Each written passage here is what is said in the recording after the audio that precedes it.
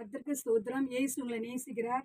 எப்படி இருக்கீங்க? நல்லா இருக்கீங்களா? அன்பு தாயே, தகப்பனே, மகனே, மகளே, சகோதரே, சகோதரி, இன்னைக்கு வேதத்திலிருந்து ஒரு பகுதி மூலமா உங்களோடு நான் கான்டாக்ட் பண்ணேன். இது ரொம்ப முக்கியமான பகுதி. இதுல பார்த்தீங்கன்னா ரத்தாம்பரம் விலையேற பெற்ற வஸ்திரம் தரித்த ஒரு மனுஷன் வாழ்ந்து கொண்டிருப்பாங்க. லாசருன்னு பேர் கொண்ட ஒரு தரித்திரன் இருப்பாங்க. பருக்கள் நிறைந்தவனா இருப்பான். அந்த ஐஸ்வர்யனுடைய லாசர் அந்த ஐஸ்வர்யன் மேஜையில விழுகிற அந்த சாப்பாட்டை சாப்பிட்டுட்டு தான் அதை சாப்பிட ஆசையா இருப்பான். அந்த அவன் இந்த லாசருன்ற ஏழை மேல பார்த்தீங்கன்னா பருக்கள்லாம் புண்ணா இருந்து அது வந்து நாய் வந்து நக்கும் அந்த மாதிரி அவன் இருந்தான். தரித்திரனும் மரிச்சிருவாங்க, அந்த ஐஸ்வர்யனும் மரிச்சிருவாங்க. 2 பேரும் அடக்கம் பண்ணப்பட்டு அந்த ம், பணக்காரர் வந்து பார்த்தீங்கன்னா பாதாளத்துக்கு போயிடுவாரு. அந்த ஏழை வந்து லாசர் வந்து பார்த்தீங்கன்னா ஆபிரகாம் மடிக்கு போயிடுவாரு. அப்போ வந்து பார்த்தீங்கன்னா அவருக்கு ரொம்ப தாகம் எடுக்கும். பார்த்தீங்கன்னா அவர் சொல்லுவாரு, மேலே ஏறிட்டு பார்த்து நான் வந்து ரொம்ப அக்கினியில வந்து இருக்கிறேன்.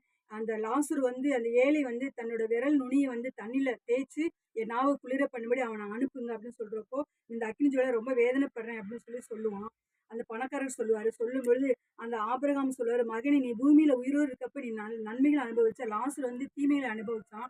அதை நினைச்சு பாரு. இப்பொழுது நீ அவன் தேற்றப்படி நீ வேதனைப்படுற. அதுவும் இல்லாம இவ்விடத்துல இருந்து உங்களிடத்துக்கு கடந்து போகும், அங்கிருந்து இங்க வர்றதுக்கும் மனதுருல கூடாதபடிக்கு எங்களுக்கும் உங்களுக்கு நடுவில் ஒரு பெரிய பிளப்பு இருக்கு. ஏன்னா சொர்க்கத்துக்கும் நரகத்துக்கும் நடுவில் பெரிய பிளப்பு இருக்கு. அதனால வர முடியாது அப்படின்னு சொன்னேன். அப்படின்னா என் தகப்பனே எனக்கு 5 சகோதரர் இருக்காங்க என் கூட பிறந்தாங்க. அவங்களும் இந்த வேதனையில் எடுத்துக்கு வராதபடிக்கு இங்கிருந்து ஒருத்தர் அனுப்பி சொல்லுங்க. இவனை வந்து என் வீட்டுக்கு அனுப்புங்க. இவனை போய் என் வீட்டில் போய் சொல்லுங்க. அந்த லாசரு போய் அப்படின்னு சொன்னா, அப்ப ஆபிரகாம் அவனை நோக்கி சொல்லுவாரு, மோசையும் தீர்க்கதரிசியும் அவங்களுக்கு உண்டு. அவங்களுக்கு செவி கொடுக்கட்டும் அப்படின்னு சொல்லுவாங்க. அப்படி இல்ல, தகப்பனாகிய ஆபிரகாமே இங்கிருந்து ஒருத்தவங்க போய் சொன்னாதான் அவங்க மனம் திரும்புவாங்கன்னு சொல்றப்போ, அதற்கு வந்து ஆபிரகாம் சொல்லுவாரு, அங்க இருக்கிற ஊழியக்காரர்கள், அதாவது எங்கள மாதிரி இயேசுவை பத்தி சொல்றவங்களுக்கே செவி கொடுக்கல. இங்கிருந்து ஒருத்தர் போய் கேட்டா எப்படி அவங்க வந்து நம்புவாங்க? நம்ப மாட்டாங்கன்னு சொல்லுவாரு. இதுல இருந்து என்னன்னு கேட்டீங்கன்னா, அந்த ஐஸ்வர்யவான் ஏழை 2 பேருமே ஒருத்தர் வேதனைப்பட்டாங்க, ஒருத்தர் நல்லா இருந்தாங்க. ஆனா அங்க போய் வந்து மாறிடுச்சு. பார்த்தீங்கன்னா, அப்ப அந்த ஏழை வந்து தேற்றப்படுகிறார். பார்த்து பணக்காரர் வந்து நரகத்துல இருக்காரு. இதே மாதிரி தான் நீங்க நரகத்துக்கு நம்ம போகக்கூடாதுன்றதுக்காக இயேசு சாமி இந்த உலகத்துல வந்து நமக்காக பிறந்து வளர்ந்து சிலுவையில் அடிக்கப்பட்டு ரத்தம் சிந்தி இன்னைக்கு உயிரோடு இருக்கிறாரு.